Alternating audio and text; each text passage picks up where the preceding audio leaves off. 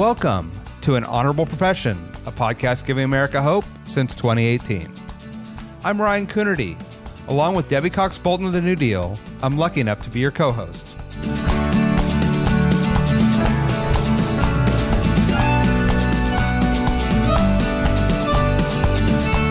An Honorable Profession is a New Deal Leaders podcast. The New Deal is an organization that supports the next generation of American leaders. From attorneys generals, to state senators, to mayors, to school board members, these are the people that are pushing policies and politics that will respond to climate change, rebuild our economy, address racial injustice, and restore our democracy. These are incredibly talented people who have dedicated themselves to public service when their country and their communities needed it the most. Check out newdealleaders.org to see what I'm talking about. Today I talk with Rhode Island Representative Leonela Felix. She shared her journey from the Dominican Republic to the Rhode Island Legislature. We talked about how she's trying to bring more diverse voices and experiences and ethics to government, why she's passionate about criminal justice reform, and how she balances work, public service, and life. Finally, she makes the case for why Rhode Island is small but mighty, and it's where you need to go for your next getaway. Enjoy. Rhode Island Representative Leonela Felix, welcome to An Honorable Profession. Look forward to talking to you today. Same here, Ryan. Thank you for having me.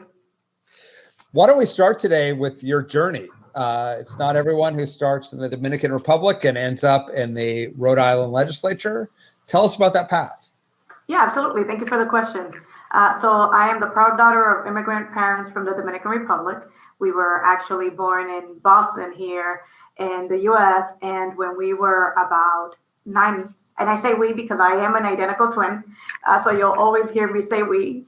And when I was about 9 years old, my uncle was deported to the Dominican Republic. And our family decided to allow for family unity to actually relocate to the Dominican Republic. And we were there for several years. I did all my schooling there. And then once my parents divorced, I was about 15. We actually came to Rhode Island and we've been here ever since. And actually, the funny thing is I came to the district that I now represent. So I've been in my district the entire time, almost the entire time that I've been here in Rhode Island. Fascinating. I did not know you were an identical twin. Does your identical twin like politics? Not at all. Not at all. She makes me do all the research, and every time she has questions, she reaches out, but she's getting there. I'm starting to get her interested. And you're not sending her to some of those chicken dinners that candidates have to go to. I plead the fifth on that one. You know, you never know. I plead the fifth. So tell me, you've had a career of service and advocacy and law. What made you run for the legislature? Yeah, before I decided to join, I first worked in private law firms. And in my mind, I was going to go into the private realm for my entire career, working in the immigration field. This has been my passion for many years. And decided because I was listening to the same types of stories and the same issues in terms of the people that I was serving, really got interested in terms of policy development and thinking really thoroughly in terms of what can we do to improve people's lives, not just affect one individual. So I started working in nonprofit organizations, working to organize the Latino community. And that really led me into an interest in being in the policy spaces. But as you know, most of our legislatures are not very diverse. And so it was very difficult to be in those spaces as a woman of color and really not feel as if though the legislature was representing my interests and the interests of my community. And with that being said, also the representative who was there at the time wasn't really representing the values that I cared for, the issues that I believed our community needed and deserved to be advocated for, or that he was raising our voices up at the legislature. And following a vote in the House where the representative abstained from voting for codifying Roe v. Wade at the time, I just got, like many others, extremely angry and decided, you know what, it's time to run and it's time to bring up fresh perspective and a new voice to the State House. Tell me about that race and going out and connecting with voters and what that was like. Yeah, and it was during the pandemic. So good thing is that folks were home. Bad thing is that it was very, very difficult to talk to folks with masks. Try to connect with them that way, especially with the fear of contracting the virus. So, but I found it really enjoyable. I actually really had a lot of fun going around the neighborhood, meeting our neighbors and being able to talk with them at a safe distance. And then being able to really listen to the issues that were happening with them.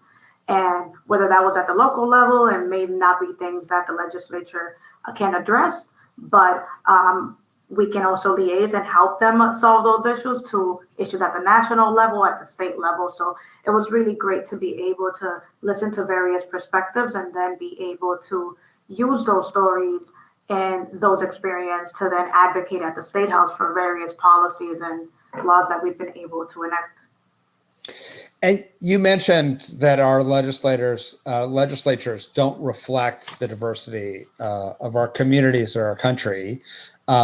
Once you moved from an advocacy role into that seat, and we're trying to bring more representation, can you talk about a little bit about what that experience was like, and both the opportunities and the challenges it created?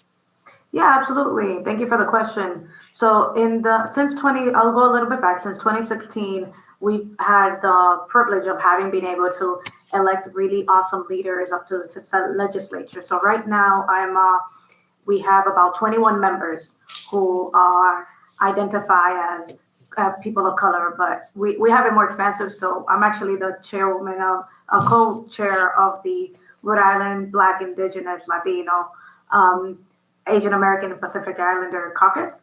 And we have from Indigenous folks to Latino folks, Black, and so on and so forth. So it has been a bigger representation, but just in the House, we have 175 members.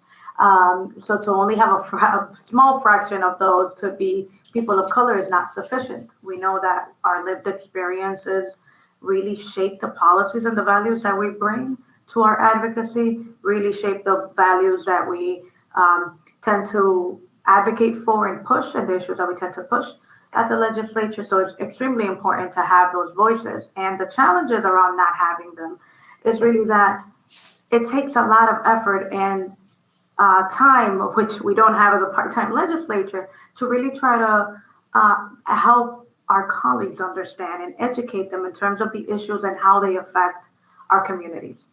Versus when someone comes from our communities and understands those issues, they're receptive to them.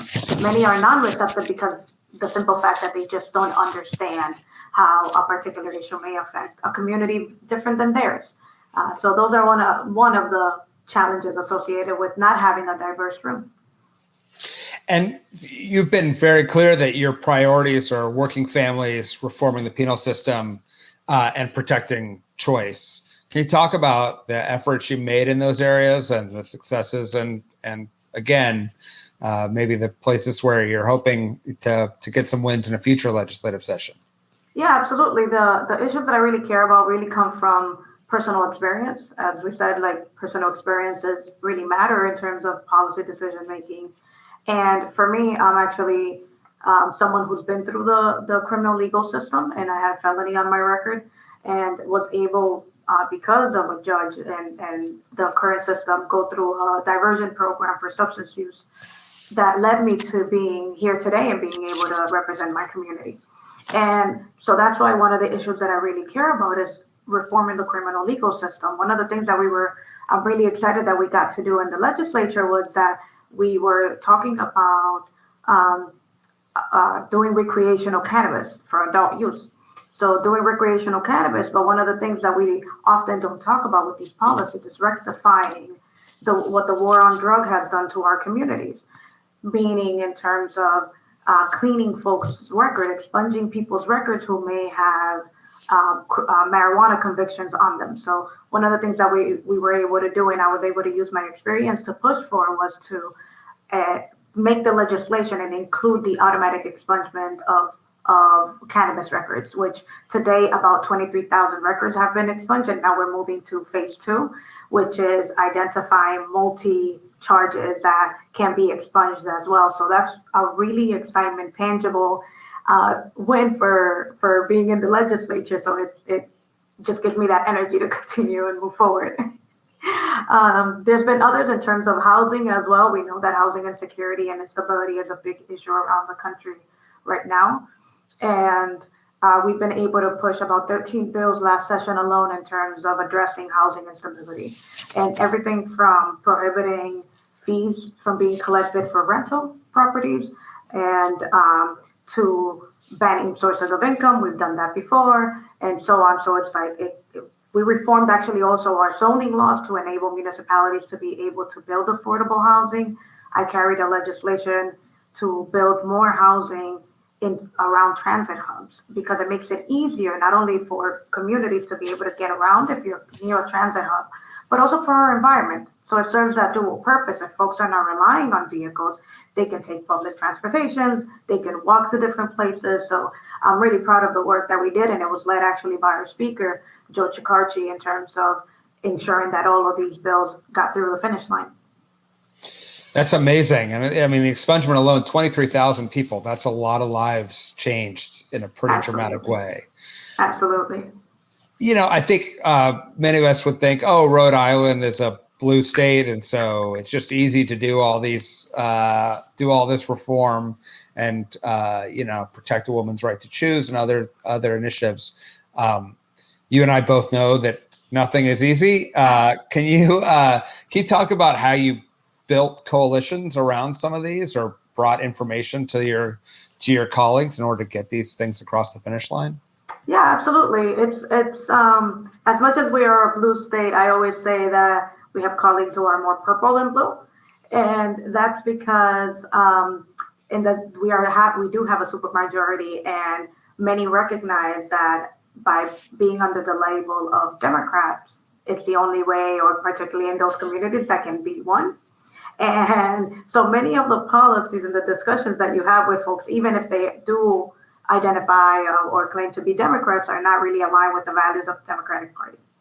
With that being said, one way that I've been able to gap that bridge between the different issues and different perspectives of my colleagues is in terms of, again, relating my personal experiences, relating those of my community, and helping them understand, not from a place of badgering or insulting or anything like that, but more of here's from a place of love, like here are the things that really I care for, and this is how these policies are harming, whether that's with data, whether that's with personal experience, although I find that personal experience are more impactful than any data that I can provide.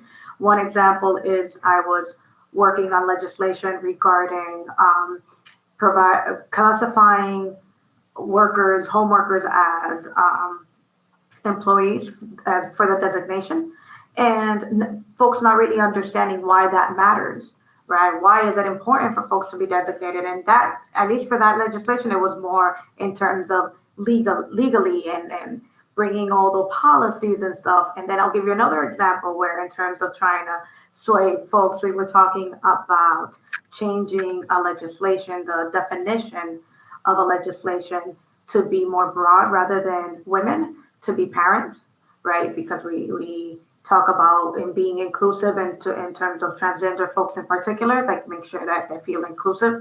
And just folks didn't understand why we weren't saying women. And it took going to our colleagues and explaining, not only women get pregnant, and then explaining the background. And, some of them are older, so may not understand those dynamics. So providing those experiences and bringing the experience of my constituents in terms of what they've lived through was really helpful in getting them to change their vote and being able to support the legislation. So things like that is the way that I've been able to go across the line. Doesn't always work, but hey, I'll keep pushing. Always keep pushing. You are you're busy in that you have a legal practice. As you said, the legislature is a part-time legislature. How do you balance it all? And also, how do you decide where's the best use of your time and your priorities going into legislative sessions? Yeah, thank you for that question, Ryan. So I always joke around that although this is a part-time legislator, I have 2 full-time jobs. because there is nothing part-time about the part-time legislature whatsoever. And it's difficult. It is difficult to juggle between full-time employment and my responsibilities as a legislator. And unfortunately, there's many places where in things that I want to do that I can't. In particular, so I work for the city of Providence, and per our ethics rules, I'm prohibited from doing outside work during city time, right? So while many colleagues are, because they have their own practice or work elsewhere, are able to, let's say, check emails and post things and attend events, I can't because I'm prohibited by our ethics rules. And I also do ethics for the city of Providence, so it'd be really bad if I'm breaking all the ethics rules, right? So in order, and the way that I've been trying to do this is trying to keep myself in some sort of, not a schedule or some sort of, how can I say it, some sort of a, sorry, I'm forgetting my words in English, and now I'm like thinking in Spanish and trying to translate. So one of the ways that I've been able to balance the two roles is by trying to figure out different schedules or different categories of schedules. So I try to do my daytime job in the daytime, and then at nighttime, eat something, try to relax for a little bit, and then maybe watch Netflix and do some emails. Maybe try to go to different events in the evenings or take time off to go to those events that are in my community that are really important.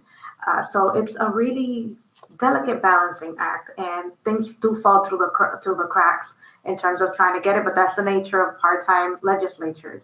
And one day I do hope that we will become full-time so that we can better represent our communities. But in the meantime, we'll play the juggling game. I actually want to ask about that ethics piece because both your state has a history of some ethics challenges. And also we're talking about this in the context of the Supreme Court, where we've seen some really egregious ethics violations. And what's your perspective with your ethics hat on as somebody who has to live in all these worlds on the role that ethics can play in government? Yeah, it plays a crucial role, right? It's the way that people see us, and in terms of elected officials and the state, and also the government, whether that's local, municipal, counties. When you have elected officials breaking ethics rules, and it could be actually breaking ethics rules, or you could be perceived as breaking an ethics rule, just treating that line. It's just something that I always tell the officials and elected officials that I work with in my day role, that it's not about whether you're doing something that's not appropriate. It's the appearance of impropriety that you really have to worry about, right? Because most of us don't want to do what's wrong. You know, you always want to do what's right and you want to follow the rules. So it's being cautious about the appearance of impropriety, because that erupts public trust. And if folks don't believe in our government, don't believe in our institutions, what happens is exactly what we have going on now, where they just either don't participate in it, right? Whether that's not coming to the legislature or because they can't, or trying to get public services because they don't believe that they're in the best interest. But it really does a lot of bad in terms of trying to be able to ensure that folks are engaged and that we have the public's trust. Yeah.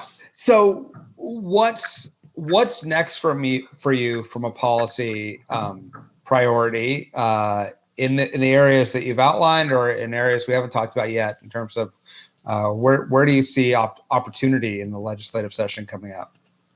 Yeah, I think there's many opportunities, particularly with the criminal legal reform is one that we're trying to figure out in terms of expanding the automatic expungement to include other provisions, other offenses.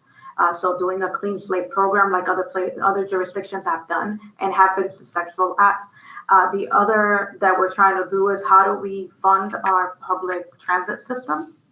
So they're going through a crisis right now, as many across the country, in terms of the sustainability of them.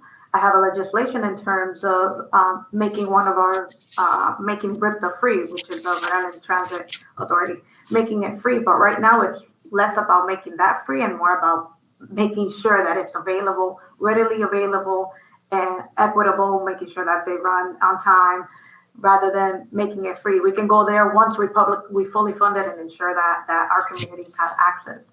Other things that I'm interested that may not be in the legislature and outside is I have a community that's older, and how do we make sure that folks have access to resources? For example, doing eviction clinics, which is what we've been doing this summer. We've been doing expungement clinics as well. And one that I'm really interested in doing now is ensuring that our parents take advantage of, until 2025, when the regulations change in terms of the parent loan forgiveness or the parent loan servicing, in terms of being able to consolidate their loans, refinance, and apply for those SAVE plans so that they can save some money. Because right now, folks are going through really, really tough economic times. So any penny that we can help them save, it's a win for me. So those are kind of the things that I'm looking at. I like it. I look forward to just watching you push those initiatives and hopefully and make real impact in your community. I'd like to ask, just because I think, not everyone gets to go, but if I had a week to spend in Pawtucket or Providence, and or if I'm thinking about moving somewhere, like what's make the case for your community, and what may be different than what people imagine about Rhode Island? Absolutely. Thank you for that. So a lot of people don't know in terms of Rhode Island. Yeah, we might be small, but we're mighty. You can go 30 minutes one way and end up in a beautiful beach. You can go 45 minutes and end up in a little island surrounded by the beach. Or you can go on the other opposite directions. You can end up in Maine in no time, in Boston in 30 minutes. And so it's a really great place to be, especially for folks that like to be transient and move around and get to know different places. It won't take you long to get to different locations. And in terms of living here, not only are we extremely diverse, and we have amazing food from all over the world. I think in Providence alone, we have 174 languages alone that we speak. And that's just Providence, which is a capital city. Amazing entertainments, amazing food, amazing people. So I think you guys should just move here. Everyone should just come and join us. Well, the only thing is the cold, though. I need to warn folks. It's cold. And I'm from Dominican Republic, and I'm always cold. So that's my only downside. Yes, I can imagine. I'm out in California, and I love Rhode Island. I've spent some time there, but I need some sunshine if you don't mind. I might wait till the summer months come back if you don't mind. I don't blame you. I want to thank you for taking the time to talk to us, and also thank you for being part of New Deal. All these ideas that you're talking about, you can deploy in Rhode Island. You can deploy them in states and communities across the country, and having a leader like yourself who's able to champion them is really important. And so we love having you as part of the network, and thank you for joining us today. No, thank you for having me. And I'm grateful to be part of the New Deal, and all the experiences, expertise that you guys have brought my way to enable me to push for these policies is really helpful. So thank you so much for the opportunity. Thank you. An Honorable Profession is a New Deal Leaders podcast. Thanks to the team at New Deal for producing this episode. We encourage you to bring honor to public service, and because we keep things honorable, no tax dollars are used in the making of this podcast.